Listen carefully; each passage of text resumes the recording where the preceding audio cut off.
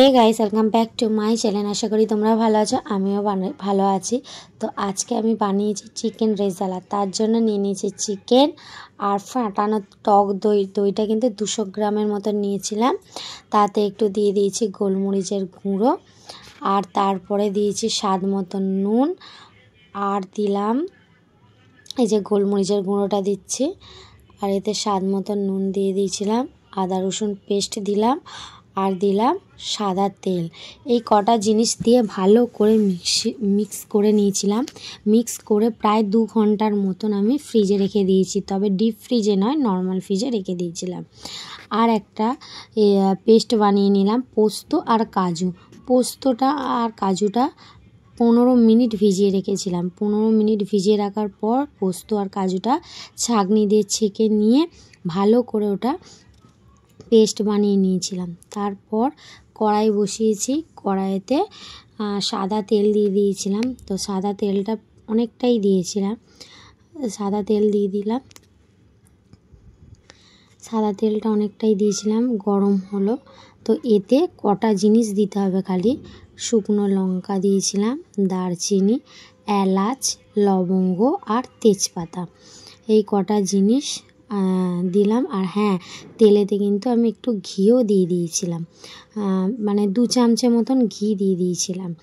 তো ঘিটা তোমাদের দেখিয়ে দিলাম, দেখো এটা সুরভি ঘি, ওটা দিয়েছিলাম। তো 2 চামচের মতন দিয়েছিলাম। আর এতে দেখো যা যা আমি বললাম ফোড়নের জন্য ওটা দিয়েছিলাম, শুকনো লঙ্কা, তেজপাতা, গরম মশলা,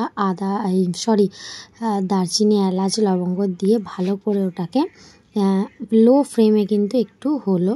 তারপর আমি একটা পেস্ট করে নিয়েছিলাম পেঁয়াজ আর কাঁচা লঙ্কা।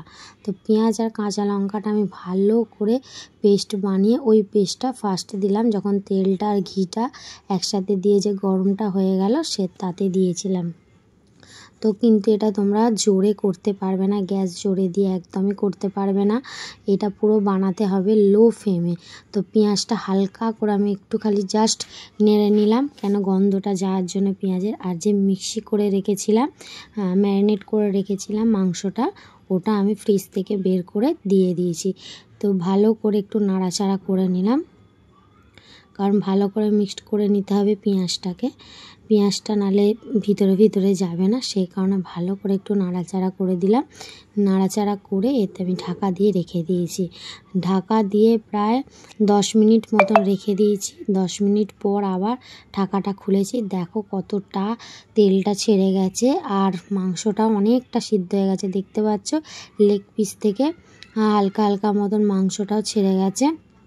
তো যাই হোক, আবার আমি 2 মিনিটের মতন ঢাকা দিয়েছিলাম, ওটা দেখাতে ভুলে গেছি, দিয়ে আবার ভালো করে নাড়াচাড়া করে খুলেছি। খুলে একটুখানি সামান্য আঙুলে করে, মানে না দেওয়ার মতন একটু হলুদ দিয়েছি, আর হ্যাঁ এতে কালার লঙ্কাও দিয়েছি একদম একটুখানি দিয়ে।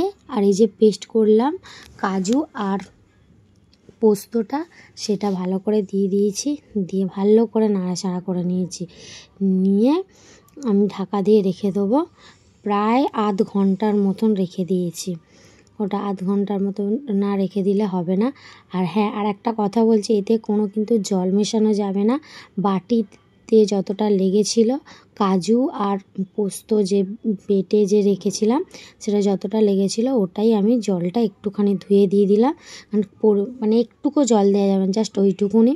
আর দেখো তেল ছেড়ে গেছে, মানে আমার মাংসটা প্রায় হয়েই এসেছে, অনেকটা হয়ে এসেছে। আর তোমরা এতে আমি এতে কিন্তু কেওড়া জল একটু দিয়েছিলাম, মানে তোমাদেরকে দেখাতে আমি ভুলে গেছি, এটা কেওড়া জলটা দিয়েছিলাম যখন। তো যাই হোক, আমি বলে দিচ্ছি এতে একটু আমি কেওড়া জলও মিশিয়েছি, তবে এখন আমি মেশাইনি, এখন আমি আর একটু ভালো করে নাড়াচাড়া করে দিলাম। দেখো অনেকটা গ্রেভি মতন আছে, জল মতন আছে, তো জলটা তো রাখলে হবে না, সেই কারণে ভালো করে নাড়াচাড়া করে দিয়েছিলাম। নিয়ে আবার আমি কিন্তু ঢাকা দিয়ে কিছুক্ষণ হতে দিয়েছিলাম। তারপরে ওই কেওড়া জলটা দিলাম, দেখো ভালো করে নাড়াচাড়া করে নিয়েছি। আর এতে একটু একটুখানি কেওড়া জল দিয়ে তারপর আমি চিনি দিয়েছি। চিনিটাও একটু ভালো করে গলবে, সেই জন্য চিনিটাও মানে একটুখানি হতে দিয়েছি। চিনিটা দেওয়ার পর প্রায় 5 মিনিট মতন হতে দিয়েছি। আর দেখো ফাইনালি আমার তৈরি হয়ে গেছে, কিন্তু একটু জলটা আছে বলে আমি আরেকটু বন্ধ করিনি আর ঢাকাও দিইনি, কিন্তু আরেকটু হতে দিয়েছিলাম কড়াইতে। তো দেখো যখন হয়ে যাবে না, এত সুন্দর দেখতে লাগবে, মানে আমি প্রথমে এত সুন্দর বানাবো ভাবতেই পারিনি। তো দেখো আমার পুরো ফাইনালি চিকেন রেজালাটা তৈরি হয়ে গেছে, দেখো কেমন হয়েছে। আর এতে আমি লাস্টের দিকে কাজু আর কিশমিশ দিয়ে দিয়েছিলাম, দিয়ে ভালো করে নাড়াচাড়া করে তারপর আমি নামিয়েছি। আর দেখো কত সুন্দর লাগছে, আর স্বাদটাও সেই লেভেলের হয়েছিল, কি বলবো। মানে তোমাদের দাদা আমার মেয়ে খেয়ে বলছে মানে এত সুন্দর করেছি।